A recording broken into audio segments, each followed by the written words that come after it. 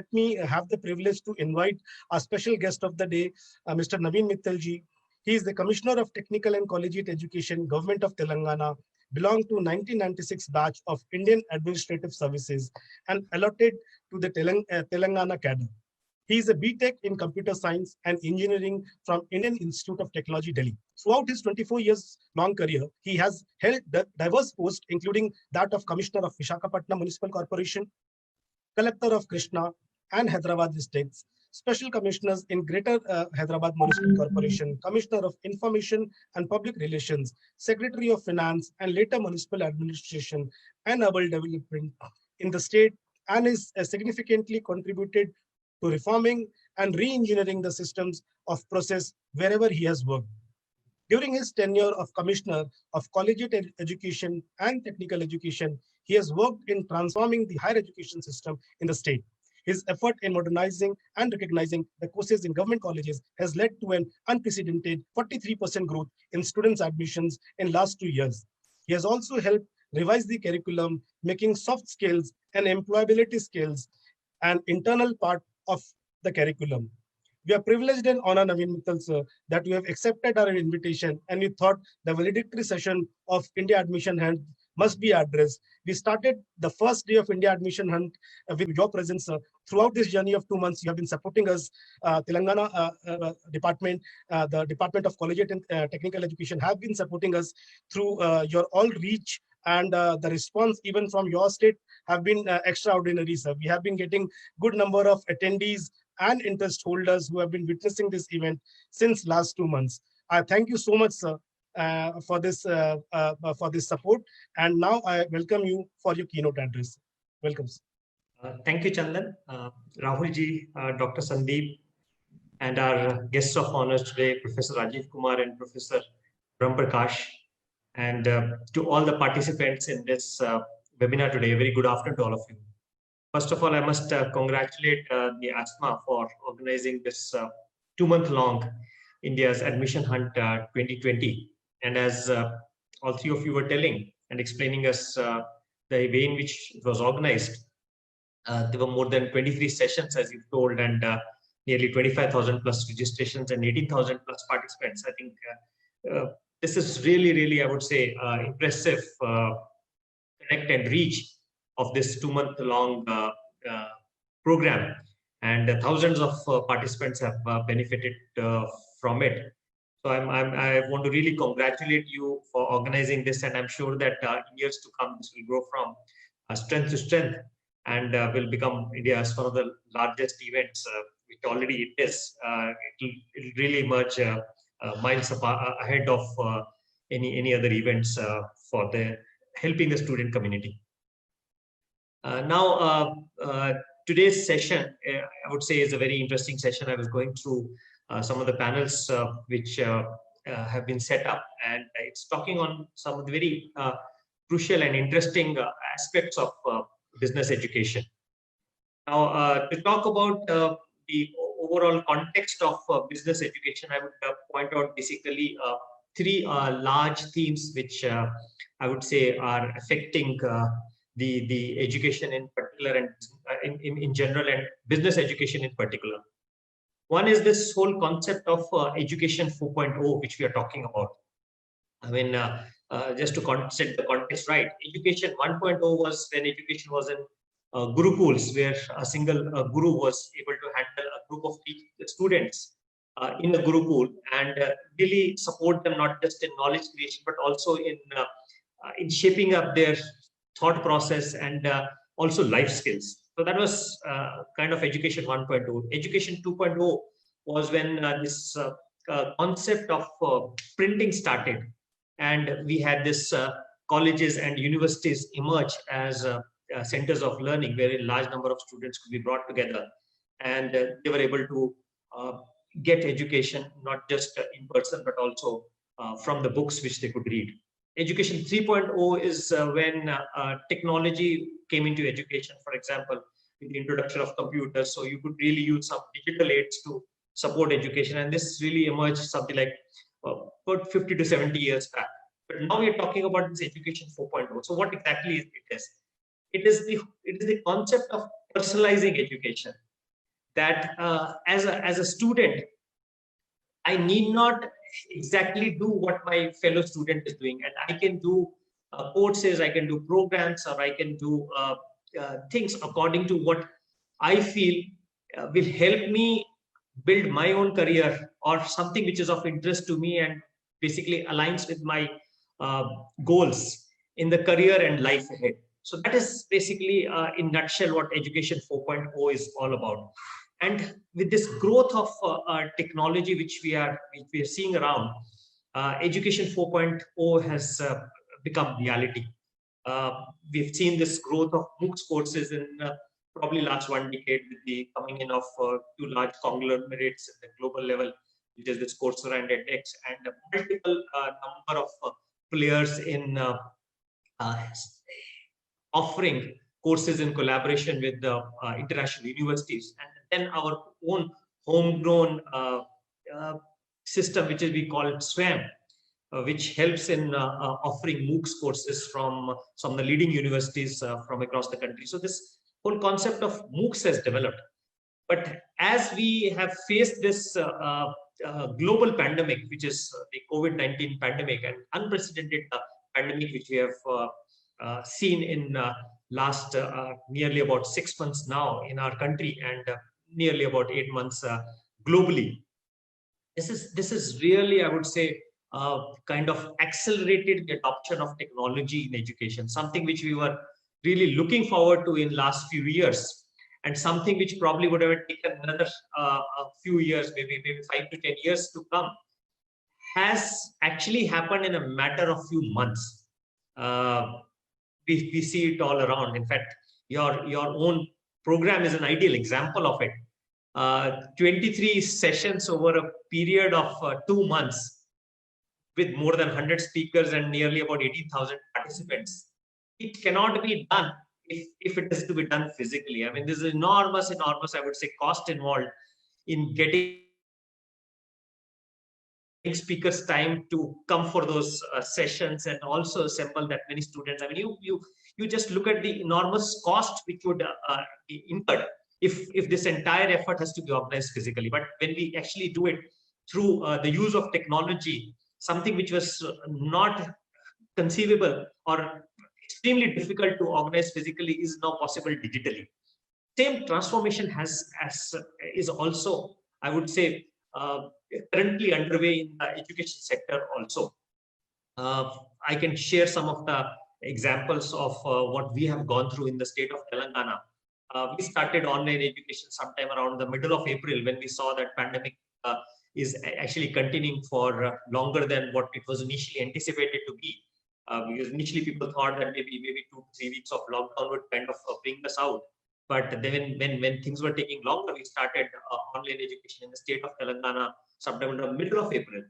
And we spoke to teachers, and then we kind of asked them to take up online classes. And we were amazed with the fact that within about 2 days, 93% of our faculty was up and running online classes for the students and completing the syllabus of the last semester. Of course, from the student side, the numbers were probably only to the tune of about 60% because of lack of devices or lack of access to net, especially in the remoter part of the state. But I would say from the faculty side, the response was immense. And even if you look at the student response of about 60% participation in online classes, that was also much better than we could actually anticipate. So what this has done is that it has brought in also kind of a rethink of how education is going to be in the future. And I think more or less now people have started accepting that education is going to be kind of blended mode or hybrid mode or phygital. Wherein there's going to be a blend of online education and physical education, because each one has its own strengths. Online education is something which you can actually use to reach out to large number of students and in a more personalized way.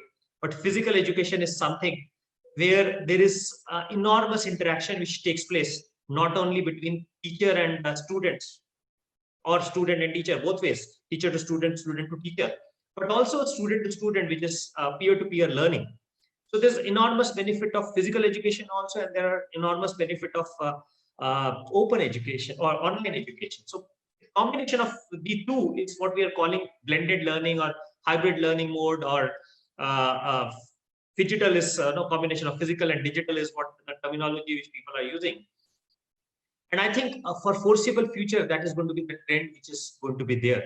And the benefit of this is that the classroom time which teachers used to spend on simply providing information can actually be now transformed into more of interactive process, discussions, debate, students asking questions and teacher answering those questions.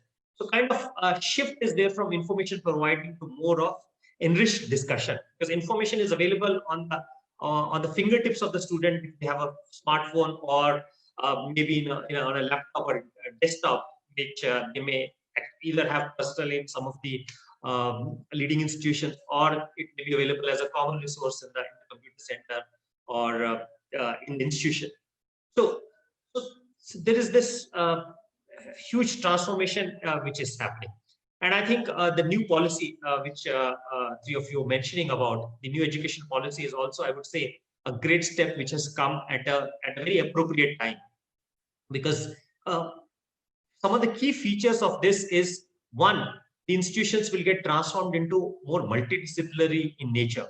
So, which is again, I don't want to take too much of time on explaining it, but then multidisciplinary nature of institutions would help in actually getting benefit from different thought processes and blending them together.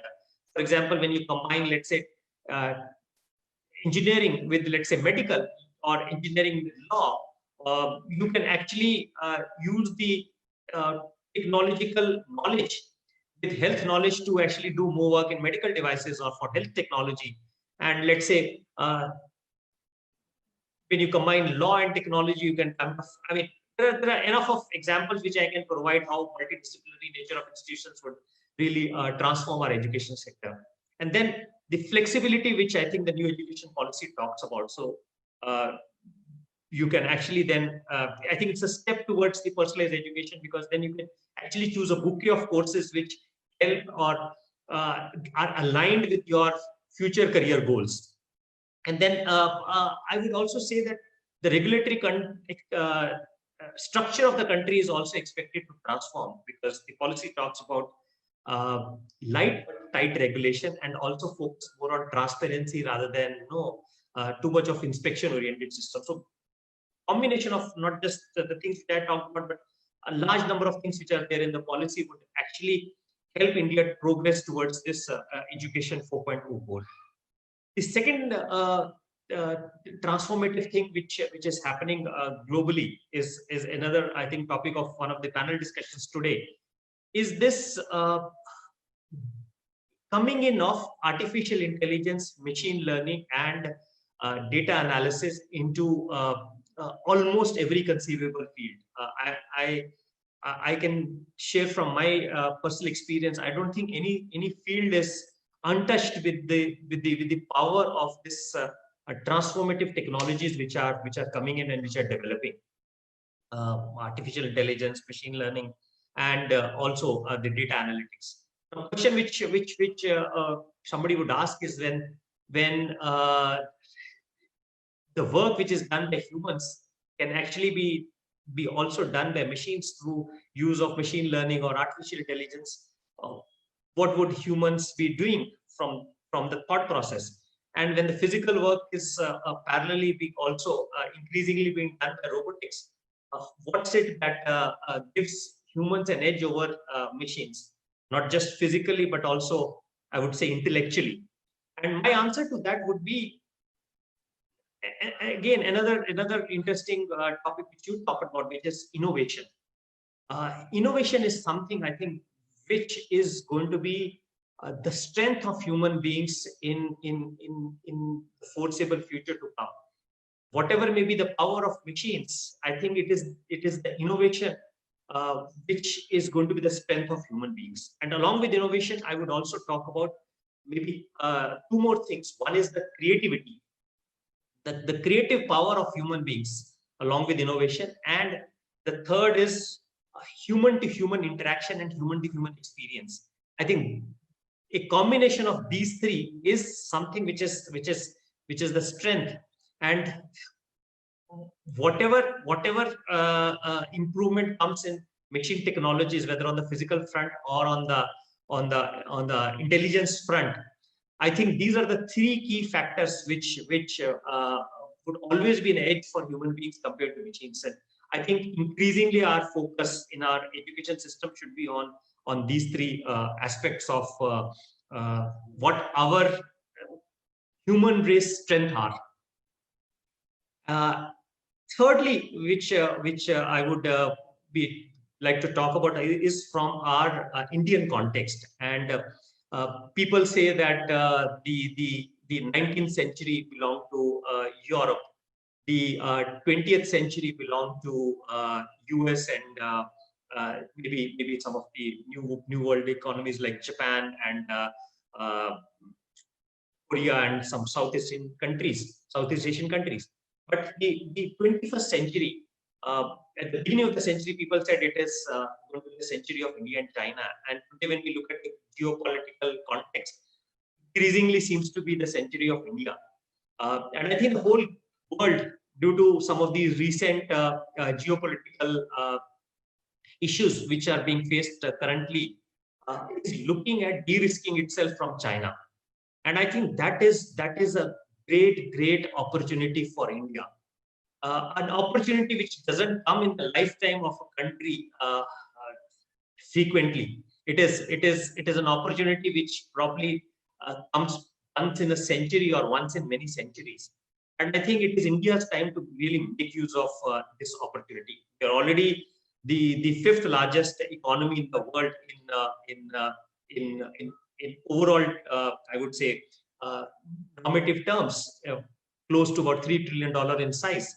If you look at PPP terms, we are already the third largest economy, growing at an enormous pace internationally. Though there may be a temporary kind of a retardation due to the COVID pandemic, but it has not just retarded us, but more than us, it has retarded many of the other developed economies also. So the long-term path for India is, I would say, a shining path. And the students who are studying in our educational institutions, and more so in our business school educations, have to increasingly think from a global perspective, because in years to come, and more so in probably the next decade, some of the best companies are going to be increasingly present in India and increasingly expand their operations in India. In fact, when we talk of Hyderabad, we always say that we have in Hyderabad, we have 5 largest companies operating here in the technology sector, which is Amazon, Apple, Microsoft, Google, and Facebook. All 5 of them have their development centers in Hyderabad. And I think there is no other way but for these companies to expand and increasingly depend on India for their global operations. So there's a huge opportunity for our students. Only thing is, they have to equip themselves with the new age technologies, with the new age thinkings, and with the possibilities with this transformative times are throwing to us. There are difficulties. I'm not saying no. A pandemic like this has hit the whole world once in 100 years. But then I would say every such problem also brings in a host of opportunities. And I think more than problems, it is bringing opportunities to India. So it's our time to make use of them. And I'm sure that events like this would help to disseminate more confidence among not just our students, but also in our institutions and in our faculty members to really prepare the students for this transformative times. So I would end my thought sharing here. And I would really again like to thank ASMA for organizing this and inviting me to share some of the thoughts with in this keynote address. At the beginning of it, on that, I think it was probably 21st of June, if my memory serves me right. We were in the midst of the pandemic and really very uncertain situation. But I think increasingly situation looks a little more certain now. And one thing which I can say certainly is that India's future is very, very bright. So thank you very much for inviting, and all the best to you.